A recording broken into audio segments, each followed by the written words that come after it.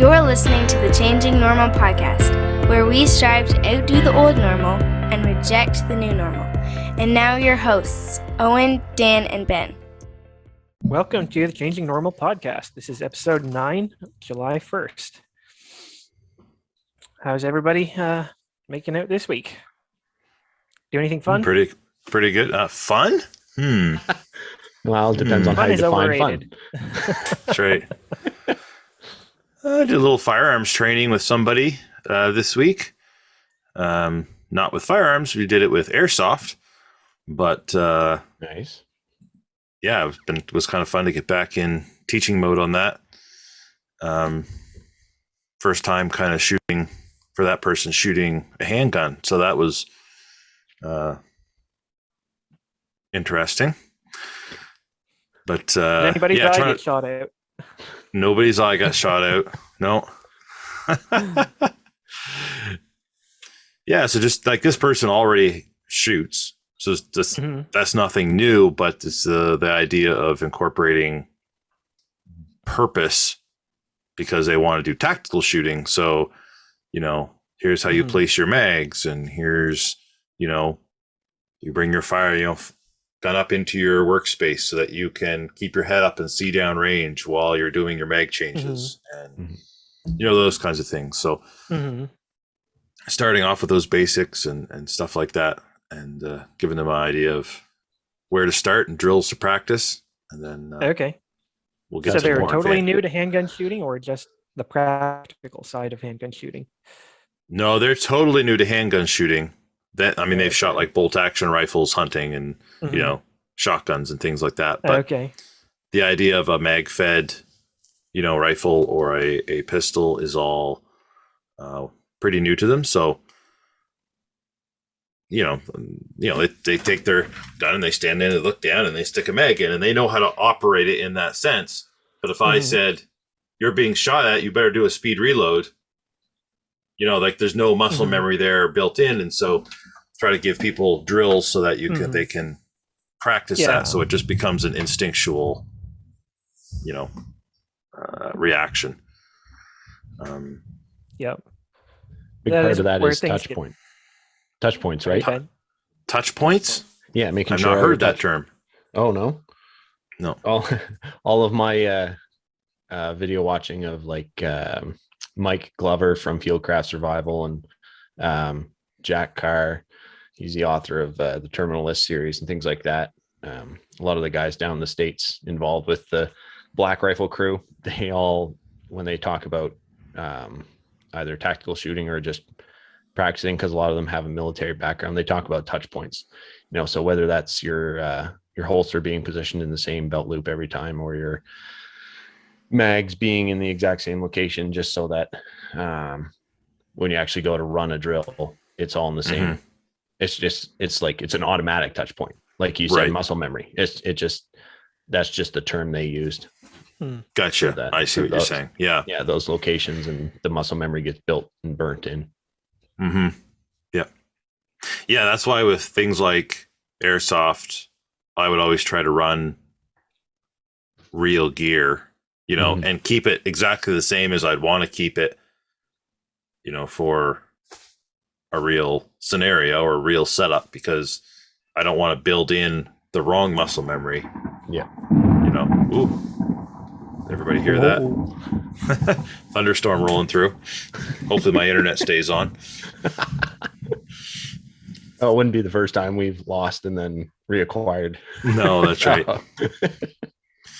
That's what I did. And the only other thing I'm going to, I think, start working on is better organization for vehicle emergency kits. So right now I have sort of like, I call it my get home bag. And it's sort of like just like a shoulder bag. But I only have the one, and so I keep it in the family vehicle, and it's got some stuff in it. But I found some neat organizers that go in the back of a vehicle seat, and they have pouches, and they're all tearaway Velcro pouches. Nice. So you can set one up with, your first aid kit, And if you need it, you don't have to take the entire thing. You can just rip off the first aid bag, open it up, do your thing.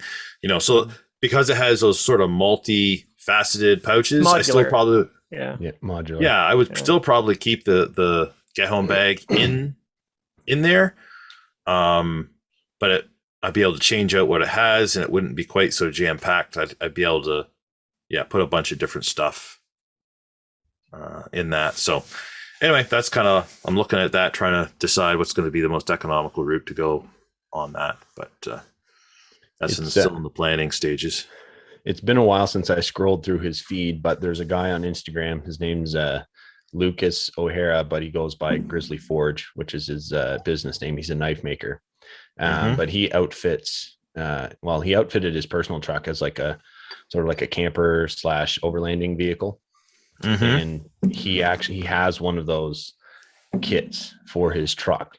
One of those, it's like a modular Velcro sort of rig. It's really, really neat. But I mean, again, it's been a while since I looked through his Instagram feed, so maybe down there a ways, but yeah, it's one of the areas I've always been weak on is vehicle supply. Seems like. Speaking of vehicles, I'm troubleshooting my personal car this week. Trying to figure out why on earth it's dead every morning. I'm pretty sure I've got it sorted, but anyway, thankfully probably hasn't had enough coffee. Gotta caffeinate the car every morning. That's right. Give it a little boost. No, I've been working on some training at work, working with pesticides and things like that. Be part of a project this summer to work on hopeful eradication of smallmouth bass from Miramichi Lake. So I'm going to try to be a part of it. Well, I'm taking the certification training for it. So we'll see how that works. And then it's been interesting because the instructor for the course he's very high on Health Canada and how Health Canada evaluates all the pesticides and makes sure that they're all good for us. And, looks at all the long-term data. And I'm looking out and like, yeah, okay. Yep. All right. But anyway, is that the lake they wanted to completely drain or like poison the whole lake? And actually, because they're trying to repopulate the salmon. Yeah. It's got to do with the whole Miramichi River and the decline of the Atlantic salmon population within the river, because it used to be such a huge tourism draw for the province. Anyway, so that aside, they're basically just going to, it's a chemical compound that basically drains the lake of all oxygen and therefore killing everything. So it's not just going to affect the smallmouth bass. It's going to eliminate everything from the lake. And then, so it's that's pretty controversial. Oh, wicked controversial. Yeah. There was one individual rode out in the middle of the lake last year in a boat and effectively postponed it till this year. But yeah. Aside from that, I got my unstoppable domain names up and running, working on learning the ins and outs of those, figuring out what they can do for me. So it's essentially, it works off of an NFT's sort of non-fungibility, but it allows you to control, like it sits in your Ethereum linked wallet, so you control the keys for it. Okay. But instead of like, if you're going to send Bitcoin to someone or something like that, or any other cryptocurrency really, instead of giving them a long string of letters and numbers, you just give them like bencumberland.crypto. And then once you have all of your cryptocurrency addresses linked under that domain name, it just redirects the payments into your wallet. So, but it also allows you to build a website off of that is not hosted by, what is it, INCC, I think. And it's a decentralized application that you control entirely yourself. So that was pretty cool. Neat. That's pretty much my week. Sweet. I've had a little bit of time on my hands, so I've tried to reread some of the Bitcoin Standard, kind of that middle section that really, I think it's probably some of the more controversial bits of Safedean's opinions about how unsound money, easy money, affects the culture. So I've been really trying to work that out in a way I could be able to explain it to other people, because it's a little bit tricky. Because to some people it sounds like a reach to say that no, the money is to blame for so many things, but he does a really good job of laying it out. But I'm just needing to put in more time grasping it. But that was super good to go through those chapters again. And I'm starting his other book, the Fiat Standard. Fiat Standard. So I got partway through that, but I never finished the Fiat Standard. I got partway through, but yeah, I'm still continuing through the Book of Satoshi though. I'm trying to read that at like lunchtime and stuff at work. Did I not mention that before? I think so. Yeah. Yeah, the Sayings of Satoshi. Yeah, I'll have to borrow that it's pretty good. It gets some technical because they include all the actual like text from a lot of the threads from the cypherpunk forums way back at the beginning. Yeah, so not just like social media posts. It's they're way up here on the old cryptography and hash this and it's real. It's I'm still trying to figure out exactly how hashing works. So yeah, well, good luck. Same. Like I kind of understand it, but I don't understand it well enough to like turn around and re-explain it, which is terrible. I should know about that, but I don't know. My brain, I'm not enough of a programmer to really fully understand it, but it's pretty neat to see. Know what it achieves. That's right. That's right. You can basically easily verify a particular data set without actually knowing what the original, which in Bitcoin's case is the private key that authorizes transactions. So it keeps your private key safe, but still lets other people verify that you have it, which is a really fascinating technological advancement. Yeah, it's pretty neat to see the posts where people are throwing up. You know, they're supportive of the idea. They think it's a great idea, but they were throwing up, well, what about this? Well, what about that? Well, what if this happens? So there was a lot of, that's, I think, why Satoshi went to that sort of medium to kind of release it and have the discussion, because he was doing it with people, who understood cryptography and, but yeah, also understood the importance of what he was trying to do. And I had a curious question in my mind this week about whether or not some of this technology, like the open digital ledger and hashing, could be used in some sort of election voting verification system. Anyway, yeah, I bet you it could. Kind of sprang from watching the 2000 Mules documentary this week, which was a really well done documentary. I highly recommend that. What was the name of it again? 2000 Mules. Dinesh D'Souza yes, put that together about the 2000 election, 2020. Sorry. Yeah, I've heard the name, but I haven't watched it. Yeah, a lot of it centered around an organization called True the Vote, and they bought cell phone location data from, I guess, there are these data brokers on the open market, and you just say, give them a geofence and say, I want all the data from inside this fence for this time frame. And it's mind-blowing how much data is just available openly for sale, and you just don't buy it. Yeah.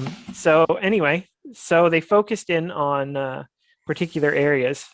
Basically, I can't remember how much data he said. Hundreds and hundreds of terabytes of data they bought to pour through. And basically, they focused in on a few key areas, Atlanta, for example, and they geofenced the ballot drop boxes and looked for any cell phone signals that had visited multiple ballot boxes repeatedly. Anyway, And it was astonishing how many people they Without found. giving away the conclusion, eh? Without spoilers. Whoops. Yep, definitely worth a watch. So I'll recommend that. I'll have to look for that. Where did you see that? Where's the best? Is there a place that you can find it or rent it? Like, is it on Amazon or? I'm not sure. Somebody had a copy on DVD, so Okay. Yeah, I'll have maybe to I'll see search if I around can for burn it. you one.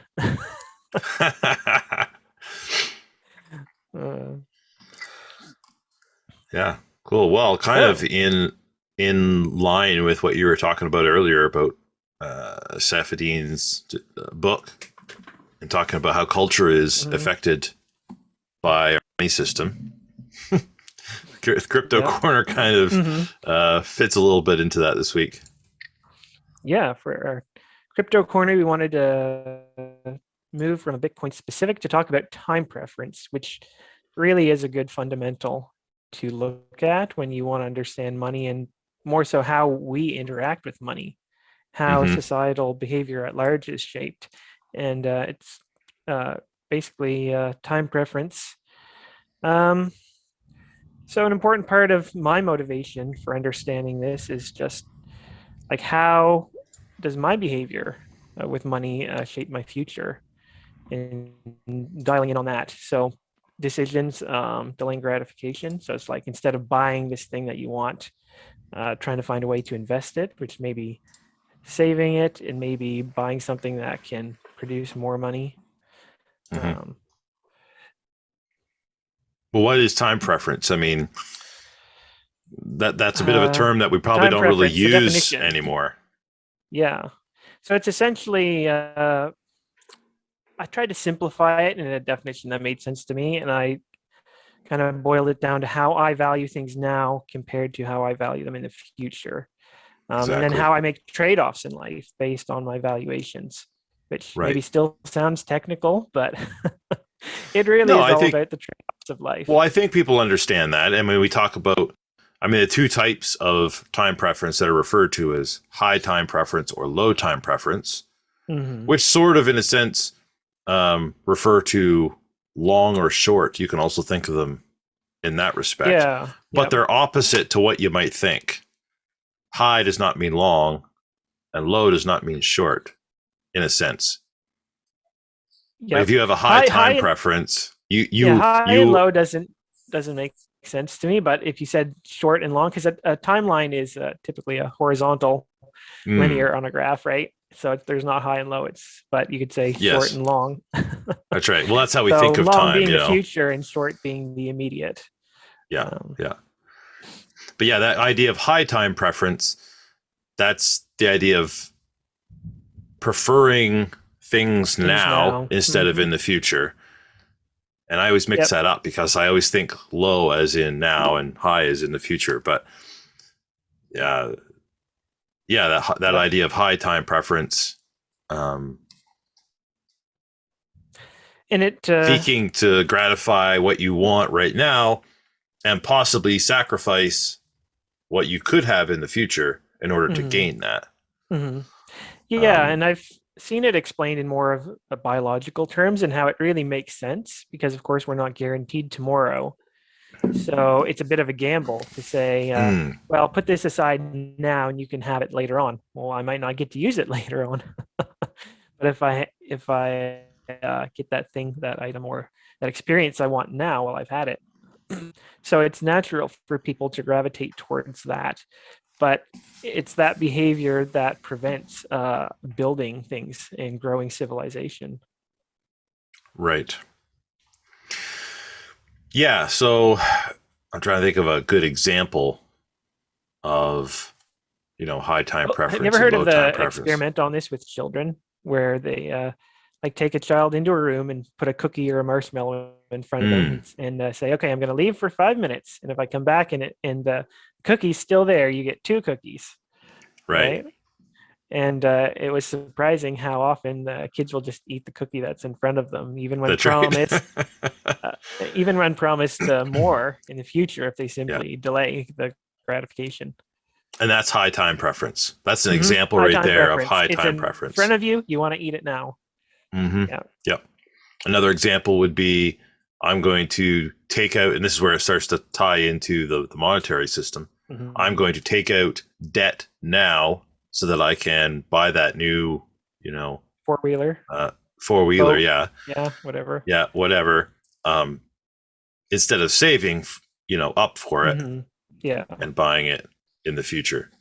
hmm Yeah. And this is where the easy money side, we see that it does incentivize that immediacy, that Mhm. um, high time preference. Because if the experiment with that cookie, if you said, "Oh, I'm going to go away for 5 minutes, and when I come back, you get half a cookie," Yeah, that's right. You'd eat it as fast as you we're not going to possibly eat the could. cookie, exactly, which is what we see in our Well, that's society now. People say, and why people don't save money, because they don't right. get two cookies from saving, they get half a cookie. That's right. It's And I don't even think most people realize that. Like, I mhm, don't think that's a conscious thing, but we've had so many generations of people on an inflationary money system mhm, where the money over a person's lifetime is always worth less. mhm. And so they just naturally, like, how many times have you heard a person say, well, I'm going to buy, you know, 2 cases of this when it's on sale because it doesn't get any cheaper. You know what I Mhm. mean? Like they even though they have no clue how the monetary system works, they know that nothing ever gets cheaper. Mm. Mhm. And Not that's how often. people see it. Yeah. Yeah, I mean, it's obviously some stuff does, Some things, the yeah. tea. The only things we've experienced a decline in prices simply due to economies of scale and production. Where, Exactly. like with a TV, they've gotten so much better at producing them that the price has declined. But overall, Exactly. prices across the board go up because the money is worth less. Yes, that's right. Yeah, that's right. There is a time in those sorts of things where the speed of production and economy of scale, as you say, beats the inflationary Mm-hmm. devaluing of money. Yep, Yeah. precisely. But eventually, once that has sort of reached its pinnacle, that flattens out Mm-hmm. and Yeah, price of things because if gets you more look expensive. at the scenario of a completely stable money supply Mm-hmm. is fixed, and you have your economy is growing. You have more goods relative to the amount of money you have. You have more productivity, more goods being produced. The natural drive of a growing economy is to make things a great deal cheaper. Mm-hmm. And that's what happens. The prices on things tend Mm. to go down, Mm-hmm. Oh yeah, and in across the that board, we style. would be paying much less for things. In fact, every 10 years, we could look at a significant decline in the price of consumer goods if the money supply was stable. That's right. Jump to the low time preference side, and Mm-hmm. I grabbed a snippet from the Bitcoin Standard book. Mm-hmm. And he said, "This is the essence of investment. As humans delay immediate gratification, they invest their time and resources in the production of capital goods, which will make production more sophisticated or technologically advanced.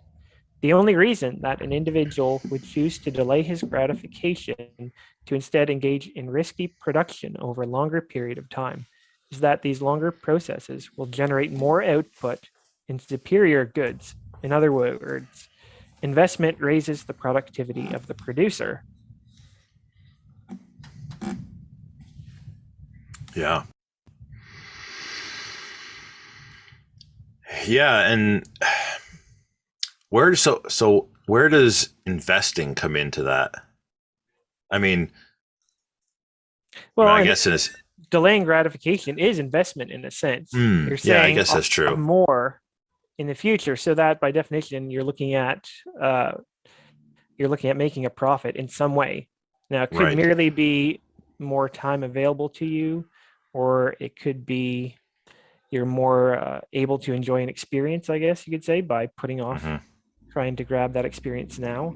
Right. But mostly, I mean, when we look at delaying gratification, and like you mentioned, like buying fewer toys on debt, I mean, maybe it's Mm-hmm. just you want to save up to buy those toys, or maybe it's that we end up putting them towards assets or productivity. Um, But also investment in yourself is probably the biggest thing, isn't it? Instead of doing fun things with all your free time, Right. investing some of that time in, I guess, growing your skill set, things Yeah. like that. So Yeah, that that's an investment certainly in would your be time. a type of investment. Yeah. I mean, thinking about on the monetary side of things, people invest to try to beat inflation because they can't generally save money faster than it inflates Mm-hmm. or devalues through inflation. Mm.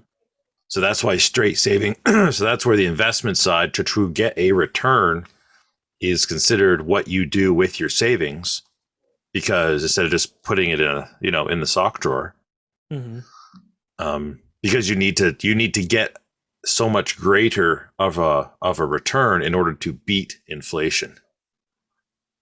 Mm-hmm. So on the monetary side of things, I mean, that's why that investment. Whereas with a sound money system that is increasing in value over time, you don't need to necessarily have that same return on the money because there is no inflation to beat. You can simply save it, and it increases in value over time. Mm-hmm. Yeah. So Yeah. that it encourages savings in that way. Mm-hmm. Yep. And And I think some that people, it's really about by encouraging that behavior in smaller ways, I think that behavior gets expanded to a broader scale, and then people are thinking more about ways that they can invest, ways they can be productive. mm-hmm. So it's more the little things becoming stepping stones, I guess, to bigger investment. Yeah. You see One of people the who are all big, about buying the next toy, they never take investment seriously. They never take building things for the future very seriously. yeah, I mean, yeah, probably as a generalization, that might be true. So I'll wrap that up just by bringing this back to Bitcoin. And, I've pointed out that the easy money has some negative outcomes on the culture. I definitely think we can see some ties there. But in contrast, that stable money, and in the past that was gold. Now in the future, I think that's going to be Bitcoin, and it'll strongly incentivize his savings because over time the buying power increases. And if you That's right. save in a sound money, you'll be able to buy more with your savings later than you could buy with them right now. Yeah. So, yeah, motivating people to have a low time preference mindset and way of life, leading to more wise investments and a growing economy again. I think that's a win-win. Yeah, and I remember what I was going to say. The criticism of that is often, we don't want to incentivize these people to save because nobody will buy anything. That's the Keynesian criticism of saving. They call it Exactly. hoarding, and you have to go after those naughty people for That's right. saving their money. But I think what you find is it changes what people spend their money on, and so you find, people still have to eat. Oh yeah. People still have to have a house to live in. People still have to have a car to drive, to work or what have you. Mm-hmm. People still will say there is benefit to spending this money now on something over what I could spend it on in the future, because my mental health, my physical health, my, pick the thing. People will still go on vacations because that time off to, relax and recharge is an important thing for people. I think people would still spend their money on those things, but they wouldn't have a built-in mindset of, if I don't spend this money now, it's going to be worth less tomorrow or next year. So I need to spend it now. And that I think is the difference, is that mentality is built right into the culture because of our monetary system. Yeah. Where people will still buy the things they would buy most likely, but they would be more likely to say, well, I don't need this right now. I can sit on this money and wait for that deal, or let it grow a little bit and then spend it on the thing I need for XYZ reasons.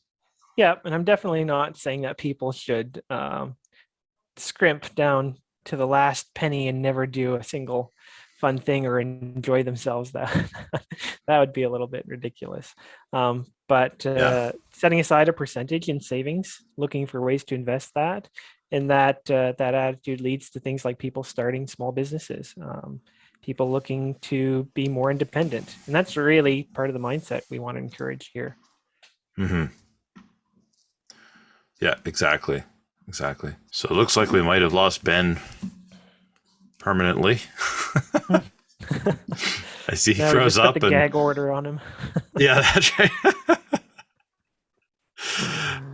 Anyway, hopefully he That's gets a his little internet bit back or something. disappointing. Mm, But the joys of internet out in the country. that's right. Exactly.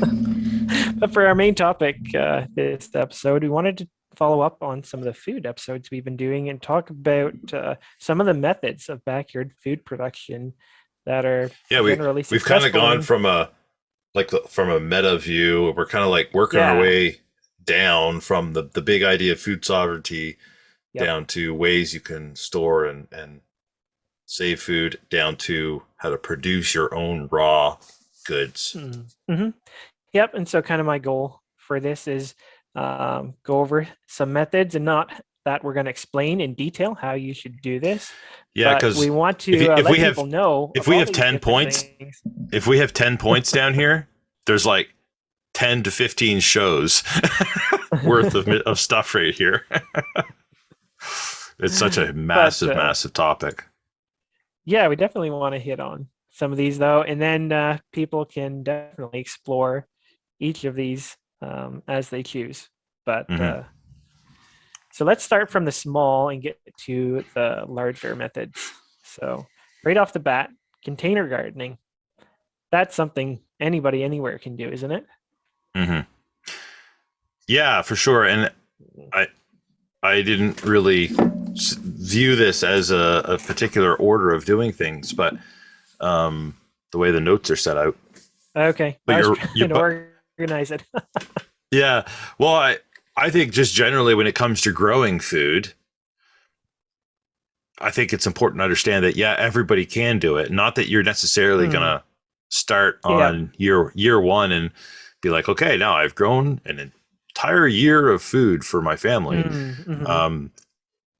But any supplement that you can create to your dependence on the grocery store food supply is going to be of benefit.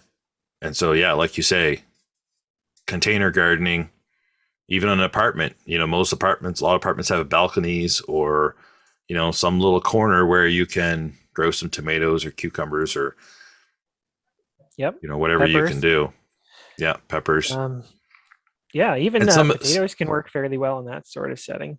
And some of these other things we're going to talk about, like hydroponics and aquaponics, I mean, those cool stuff are really good for those sort of because then you're growing indoors and you're not even relying on sunlight and having an outside space to do it. And you can actually have quite a bit of production from those methods. Yeah. Why don't we jump right to that then? Sure. So I know I've tried this last winter, I tried Kratky hydroponics, which was a type of hydroponics that was designed basically to simplify everything so that you didn't have to have much electricity. You didn't have to have pumps for sure. That was the main thing the system tried to eliminate. And so instead of moving water, you simply have passive water in a container, drill holes in the lid of the container, set some net pots in, a growing medium, plant into that. And then as the plants grow and time passes, the water through being taken up by the plants or evaporating, the water level lowers and the plants have an air gap basically between the growing medium and the water. And so they have access to air there. And the roots that grow down into the water, or the roots that grow down into the water are ones that can survive without the water being aerated. Right. So how did you make out? How was what was your success rate? Because I've tried hydroponics and had very little success with it. It worked fairly well. I tried lettuce because that's the go-to for starting out. Mhm. And so I was fairly happy with how well it did. I think some adjustments could be made. They seem to still grow a little bit spindly, and the net pots in the beginning of the plant's growth, like when they're about 3 inches high, 3, 4 inches, were inclined to tip a little bit. So I Hmm. want to make some adjustments there. But overall, I got a decent crop of lettuce. Now, what I didn't like is I let them grow fairly big and maybe past the point where they would regrow, because after I ended up clipping them, only a few of them came back again from the roots. So that was a little bit disappointing. I maybe didn't manage it quite right. But overall, it was a decent Was it a beginning. head lettuce? No, leaf No, so lettuces. just like a leaf A style variety of lettuce. types. Yeah. Okay, cool. Yeah, so now I've had great success with um, aquaponics, Hmm. and so that's a little bit different. Where you're using fish as the fertilizer and circulating the water Hmm. with pumps and things like that. Yeah, because Eh, with plain hydroponics, you're putting a fertilizer solution in the water. So that's the right. full aquaponics setup is more of a symbiotic relationship. Yeah, that's right. That's right. And obviously, it has its limitations, and you do need some types of supplements because the fish waste doesn't Okay. provide everything you need. I mean, the ammonia, and it gets a little more complicated because the fish excrete ammonia from their gills during the breathing process, and there is Hmm. nutrient in their waste, Hmm. but that is not usable directly by the plants. Okay. And so then you have to basically create an environment where the proper bacteria can convert that ammonia into something the plants can use. Hmm. So you have to create a habitat basically for bacteria. So much like regular gardening, you're not really growing plants, you're growing bacteria. You're trying to grow soil life.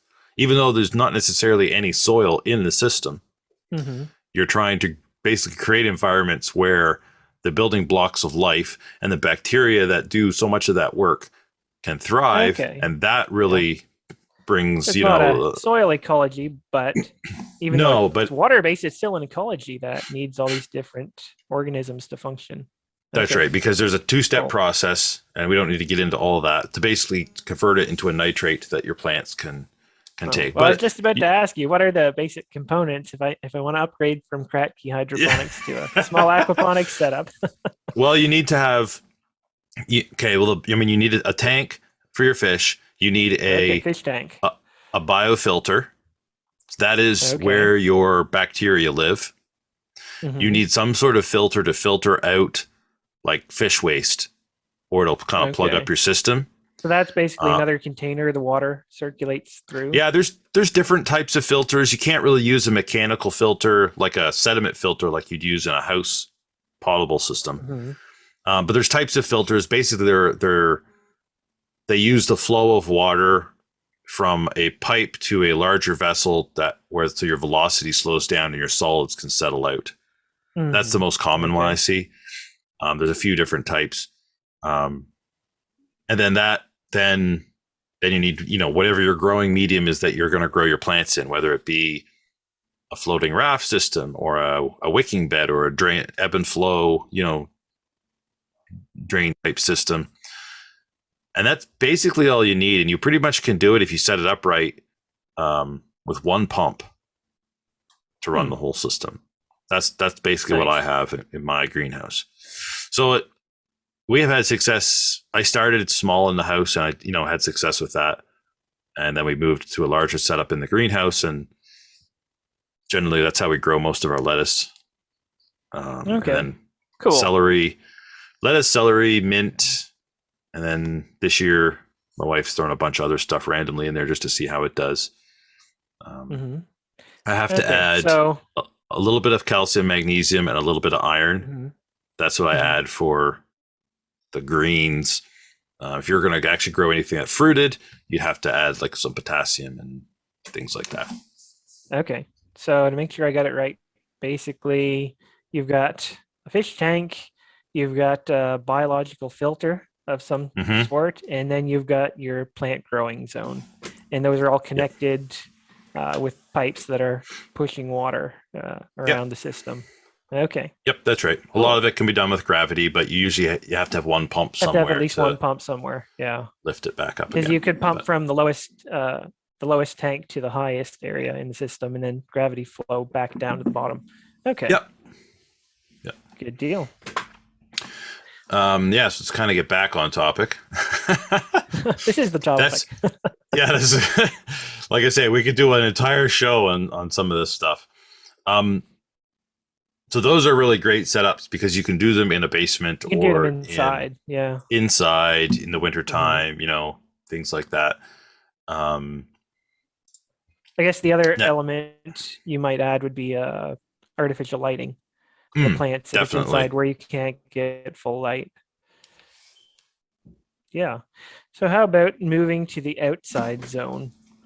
And maybe we'll jump to the in-between, the greenhouse. Sure. Not in the house, but still growing indoors. I know you've got a greenhouse. I'm used to a lot of greenhouse growing for plant starts primarily, but some things just do better in our climate zone. Peppers, for example, love a lot of heat more than we get naturally. So that can be pretty simple. One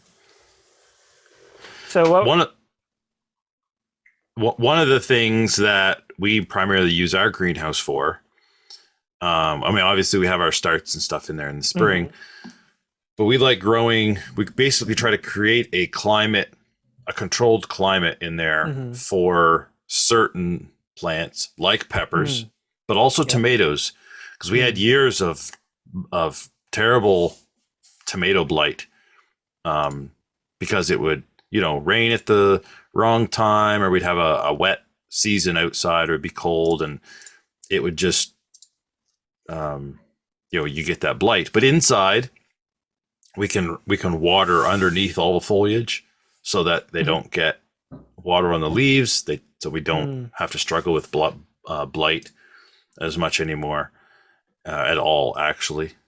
And then you can regulate how much water they get and all that sort of stuff. And then if you want to add fertilizers, you can easily add fertilizers and supplements to your water, like CalMag, to prevent bottom blossom rot, with an automatic watering system. So that's taken, we could do a whole show on automatic watering systems, but the greenhouses can vary. And I would say greenhouses maybe are a little bit more of a advanced thing. Like that wouldn't be the first thing I would build.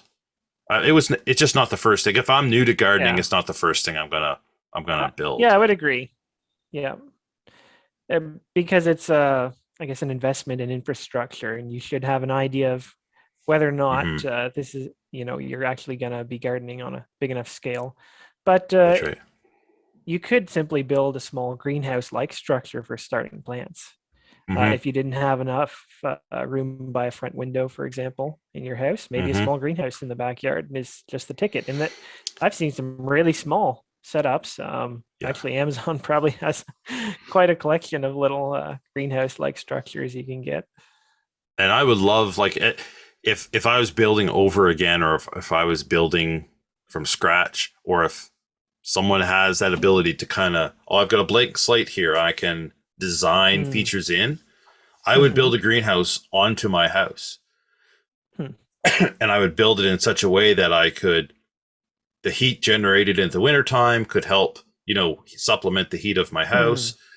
But in the dead of winter, perhaps my house heat generation could actually supplement overnight into the greenhouse, so that I could actually grow year round. So if you can build those sorts of things in from the start, there's a lot of really cool stuff you can do using, permaculture principles to system design, whole systems design.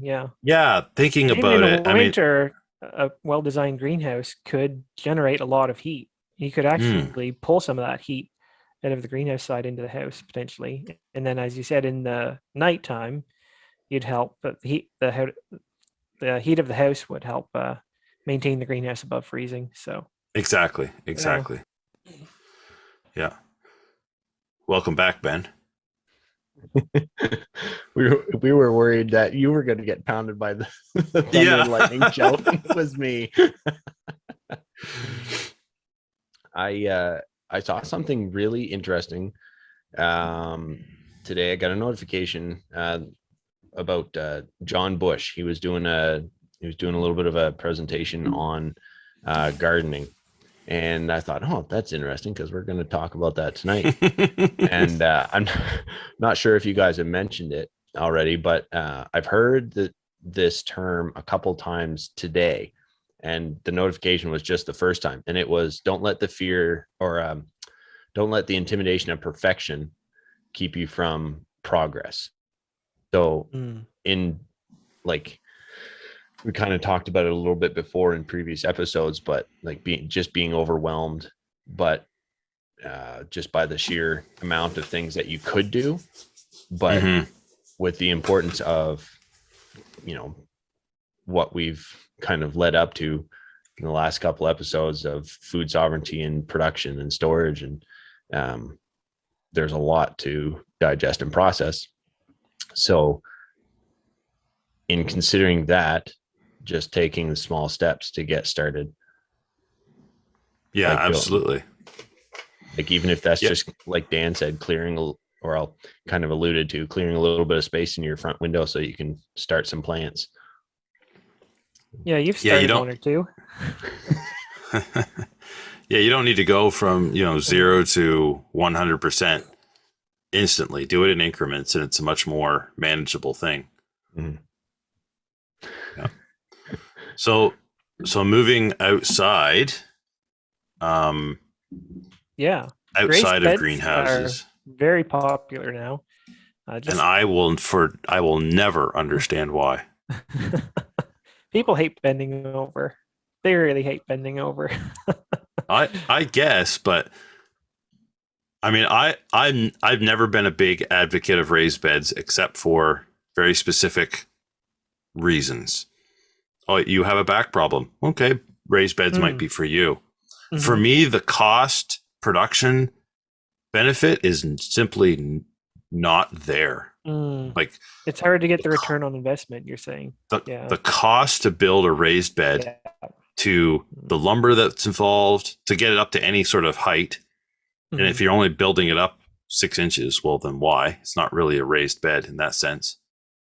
No, 6 inches isn't a raised bed. You're probably going to 2.5 feet at least. It's more like 3 feet generally, I think. And for me, I still got to bend over. So, but fill it with dirt, that you, unless you live where you have piles of topsoil laying around, I guess that's fine. I certainly don't. You've got to fill it, and you lose, I think, a fair bit of square footage compared to a regular row garden where you can grow quite intensively. You can grow intensively in a raised bed too. But I don't know if you can do it quite as intensively for the square footage that those beds would take up. Mm-hmm. So those are all cons. And if you're looking at just trying to produce a lot of food, we're not talking about, I want a little raised bed to have 4 tomato plants in my backyard. When you're talking, no, I need to grow enough for a winter for a family. Mm-hmm. To me, the raised beds, there's the cost way outweighs the benefit of just not bending over. Yeah, for a really scaled up operation. But how about consider it as just scaling up the container gardening? And what if I say, well, how about I got space for 2 4x8 raised beds in the backyard, and I don't really have any topsoil because I live in suburbia and they scorched the earth before they built anything. In some places, literally, they use incinerated so-called soil as fill. So in that case, would I build a couple 4x8 raised beds? Maybe. I think I might consider it, especially depending on if I could get enough material for that at a pretty low price. Yeah, and there's also, in some ways there's other advantages as well to a raised bed. There are some things that can give you some advantage. Okay, so now you have a framework to build on. So now you actually could take that framework and perhaps it will make it easier to cover your plants early in the spring when there's still a frost threat. Whereas that might be harder to do just planting in the ground. So there is advantages for sure to that for certain people. Maybe you want to build some sort of structure or a wall on your property for another reason, and instead of just building a wall there, you actually can put a raised bed in there, grow something there, but it also acts as a barrier, along a property line or something like that. So like you can kind of try to do double duty with things. Creative ways to do that. And I will say, I think a useful hack, I guess you could say, is filling the bottom half of a raised bed with wood waste, wood chips or wood scraps of some type, small branches. That can cut down on the cost to buy soil and fill. Yep. Yeah, you almost create a quasi hugelkultur setup with that. And I have done that before. It works quite well. I saw online today, someone was talking about gardening in raised beds in particular. And they said, just find some straw bales that haven't been sprayed with weed killer, and then just kind of like stick a knife down through them so that they're relatively mulched. And then once you put your cardboard at the bottom of your raised bed and then your branches, then you put the straw bales on top of it and fill it and then grow in that. Yeah, I've heard of straw bale gardening. Interesting. Never done it because I never had a lot of straw bale around, but some people, have great success. And that, as that carbon in the straw breaks down, it's a natural fertilizer. I mean, we use a lot of straw on the gardens as a mulch. So you get a little bit of the same benefit, but not quite the same style. Yeah, the big con was that they dry out really, really quickly. So you're constantly, and so maybe the trade-off then for ease. That's versus interesting. Why would they dry out quickly? Because normally a straw bale hold water really well on the inside, and on the bottom side, I feel pretty sure. Like maybe the top can get crispy and dried out, but maybe that's what I've imagine. Never tried this either, but experiment time. Ben, maybe. That's your job this summer. Find a straw bale somewhere. 50. We'll check back in. So, Owen, how do you lay out your garden? You mentioned using straw on the soil surface. Yeah, so we have just in the pathways, or we have everywhere? two styles. I mean, your conventional, at least around here, the conventional way of gardening is you piece ground. You make some rows, maybe you make hills, maybe you don't. You plant your seeds, you pick the weeds, it should be no weeds and just your vegetables. And you have pathways you walk in, and every year you just repeat. Maybe you till in some manure or something like that. What we started going to a few years ago is more of a no-till system. And so what we did is we actually created some of these with no tilling whatsoever. The ground has never been tilled in that area. And we used a heavy straw mulch over top. So we used cardboard and then manure and then a heavy straw mulch over the top of that. And we just did that in an area we wanted to create a garden. And it took, it's probably 2 years. We planted in that, we did that in the fall. So the next spring we planted in it. And by the second year, it was like, okay, this is starting to get, this is getting okay.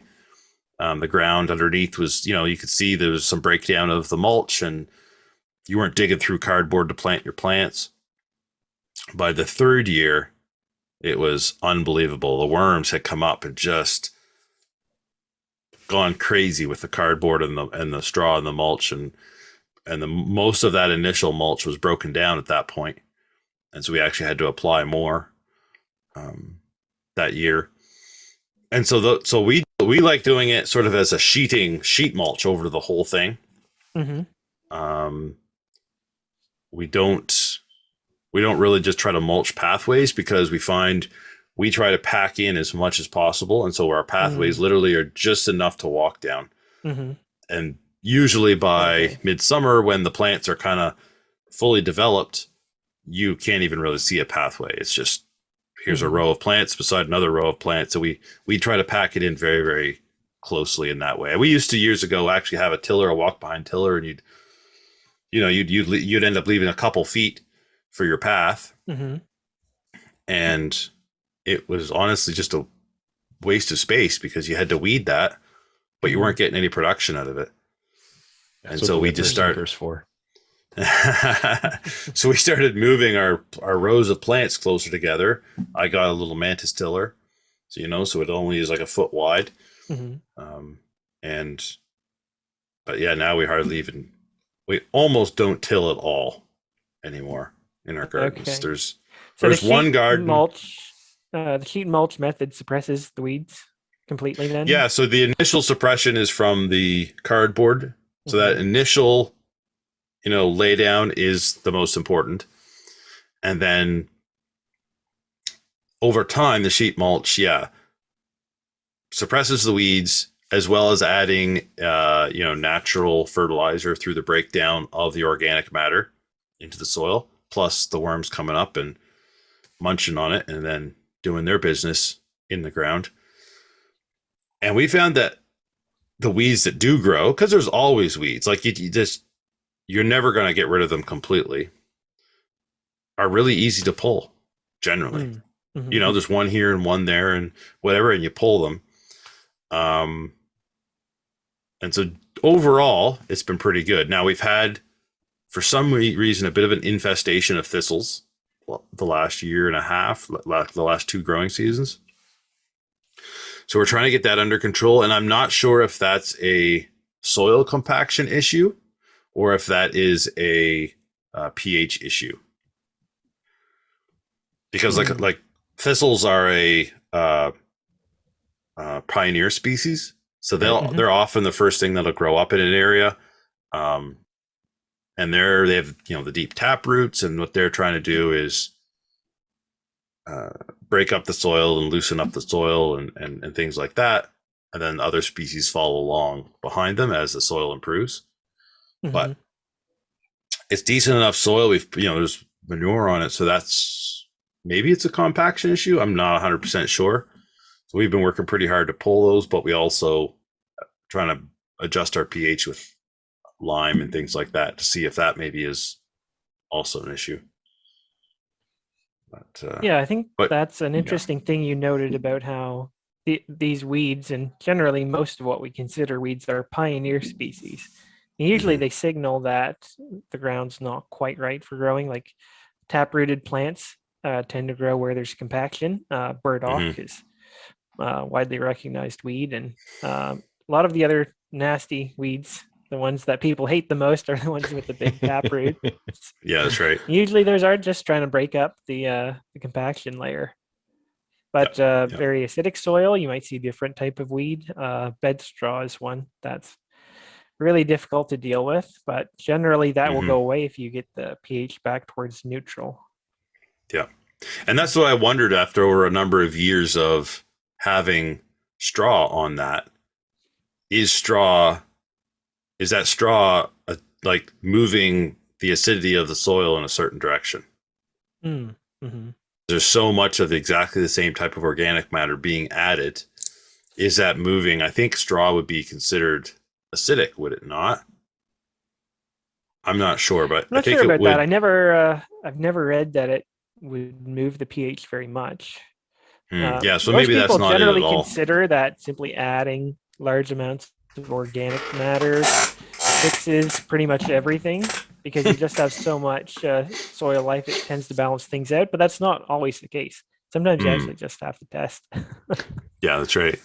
Well, in my experience, when you're walking in the woods through a stand of pine or spruce or fir, and that's the dominant species, and the spruce fir needles are just literally covering the ground and choke everything out, and then only then they over time change the balance of the soil, and then only plants that thrive in that pH balance of the soil end up coming up, which obviously is pine and spruce and fir, so they just benefit themselves. And blueberries. Yes, that's true. I've seen wild blueberry patches pop up underneath that sort of forest. Mm-hmm. Yeah, lending itself to more ericaceous species. Yeah. Ooh, big Whoa, fancy that's a big words. word. Look at that. Forest tech in me coming out. Yeah, so I mean, there's so much that could be said here.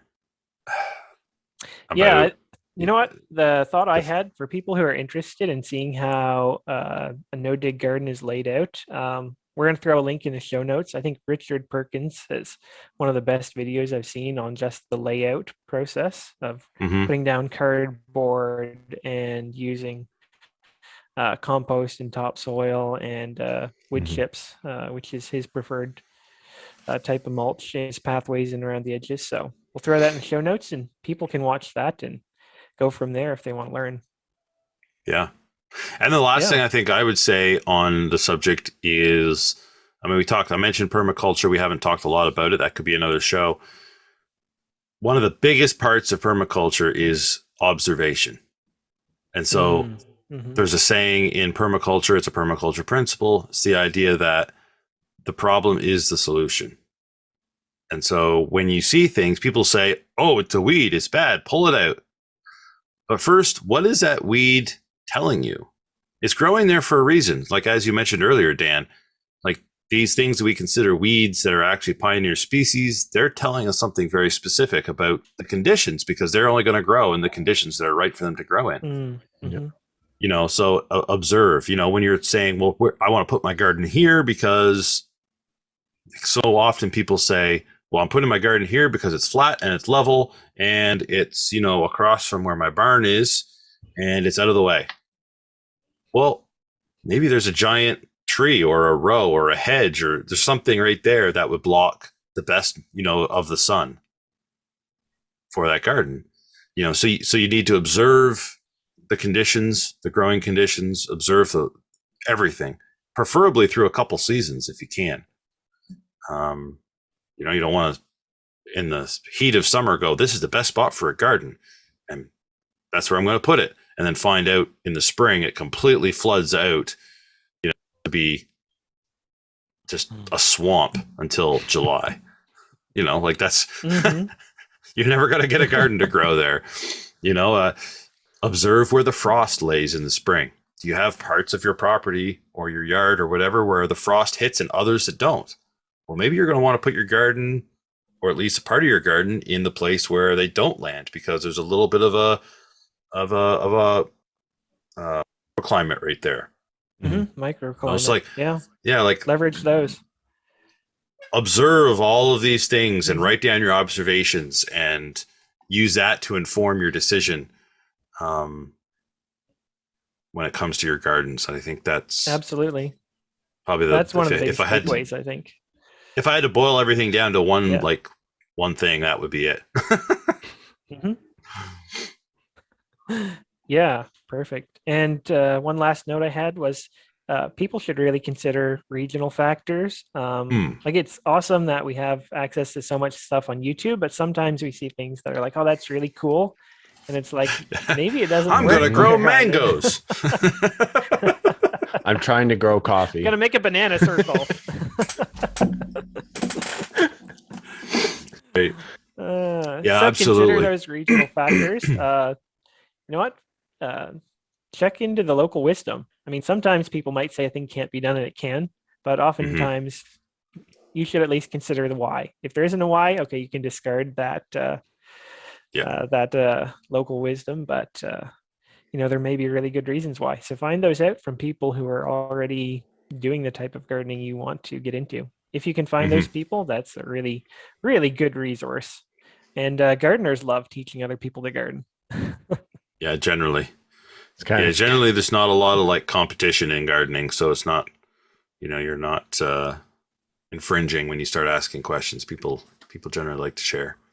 It's similar to being a vegan. The hardest part about being a vegan or a gardener is keeping it to yourself.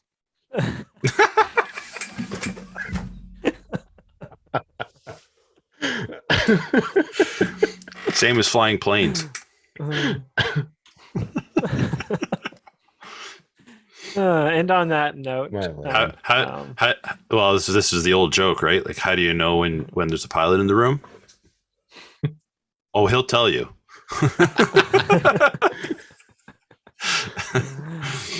I think people are more familiar with the vegans than the pilots. Okay. So pilots are a little more niche. You don't often run into No, that that. must be just a pilot joke.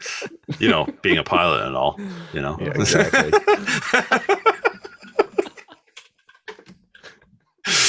Oh dear. So some news stories we got. I saw in a Telegram chat after Owen kind of pointed me in that direction. There was a lot of a lot of debate on how Pirate Chain or R is harder money than Bitcoin, and I would imagine that we'll probably get into that. So that's kind of in the lose section because I'm selling all my Bitcoin and going all in on Pirate Chain. I'm kidding. I'm still more in the Bitcoin camp. Well, I mean, Bitcoin is not at all, what's the term? Fungible? Is it the fungibility? That's right. Yeah. I mean, Bitcoin is not fungible at all. I mean, at all. None of it. It could all be, blacklisted and then couldn't be traded. Yeah, exactly. Yeah, that I'm would being be interesting. facetious. I was just letting that sink in, and I was like, yeah, so an exchange blacklists all the Bitcoin. Oh, well, I guess they're not an exchange anymore. Oh my land. Coinbase. Yeah, so I read through the Pirate Chain or the R white paper and just kind of familiarizing myself with it a little bit more. It's pretty neat, but hopefully. Yeah, thank you for linking that, by the way, because I never read it and I did look through it as well. It's a lot longer than the Bitcoin white paper. Yep. ZK apparently ZK or Z snarks are a little bit more complicated than the hashing of Bitcoin. But yeah, that'd be an interesting crypto corner maybe sometime. Mm-hmm. Coinbase started laying off more people, especially now that Goldman Sachs is putting them in the sell category as far as the stocks go. Goldman Sachs downgraded Coinbase's rating again, just with this what's called crypto winter, I guess. But in the win column, CoinDesk was reporting that the Bank of America has seen a lot of people completely ignore the fact that this is a crypto winter. So there's a lot more people getting in on it, which is it's pretty exciting adoption. Even if it's a dog coin or a meme coin or something like that. So more people getting some skin in the game is not a bad thing. Yeah, I saw a chart. It's been a little while ago now, and it was a chart on the number of whole coiners on Binance. Nice. Yeah, I don't know if it was on Binance or whatever. And it, with the last kind of sort of price drop of Bitcoin, the chart, the whole number of whole coiners went bloop. Just like that. It's like, oh, I guess we know where everybody had their buy orders set for. Oh, yeah. So, it's a good sign to see that people understand that the bear market is the opportunity, not the calamity. Yeah, that's right. The head of Kraken in the States, he basically said that they're going to have to start filtering in their application process for employees because they're saying we're not going to let a few dictate the direction of our company. He said we're not going to stand up for any of this woke bull caca is what he said. But yeah, so he said the mission comes first. So he wants to keep driving things forward as far as the goal of Kraken and privacy and individual freedom and sovereignty, which I thought was really encouraging. I've looked into Kraken and using them, mostly because they're a very old exchange. They've never been hacked or anything like that, or had any compromising issues like that. And he's kind of stuck it to the SEC once or twice, just in the things he's tweeted and said. So that's encouraging. And Uganda struck it rich, quite literally, with gold. They found upwards of like 31 million tons. Wow. something like that. So we might see an inflation in gold a little bit, but the supply is Yeah, that'll be interesting to see if that gold rush is enough to actually affect the value, the price of gold. If that will create enough of an inflation that gold prices drop a little bit. It'd be interesting. Yeah, it would have to be some significant annual production. You would think to so. have a big influence on the gold pricing. And the Ugandan government is looking into not just gold, but like copper and a bunch of other mining operations, and putting a lot of investment into the capital to ramp up mining operations. And probably the biggest win I had for the column was the overturning of Roe v. Wade in the United States. So that was that's something I've been praying for, and it's pretty amped to see that and see that kind of get overturned at the Supreme Court level, and then see where it goes from there. So, yeah. Alrighty. So, wins and losses for this week. Cool. And if anyone wants to send us some listener feedback, I'm going to throw out our email here. It's changingnormal@protonmail.com. And of course, check out our landing page, blueberry.com/changingnormal, and blueberries BLUBRRY. And please like, share, and subscribe on our platforms. We're trying to get the word out about this podcast and the difference we're trying to make. So, you can share us. We want more than 2 listeners. Podcast app. We've decided 2 is not quite enough, although it's wonderful. We appreciate having 2 listeners, but we've decided we'd like to actually have 4 listeners. So, absolutely, we can get there this week. This is it. This is our week. And we're often putting out segments of our podcast on YouTube. So that's not been a regular thing, but we might make it so if people are interested in getting the breakdowns, just the crypto corner or just the main topic. We'd rather you listen to the whole thing, of course, but that's right. I did figure out how to do timestamps on the videos now. So sweet. I'm going to try to do that on all. It's a little extra work, but I'm going to try to do that on the videos. So even if people can go, if they just want to listen to the crypto stuff, it'll be at least broken down into sort of our usual segments, so they can just click and go to that segment. Okay.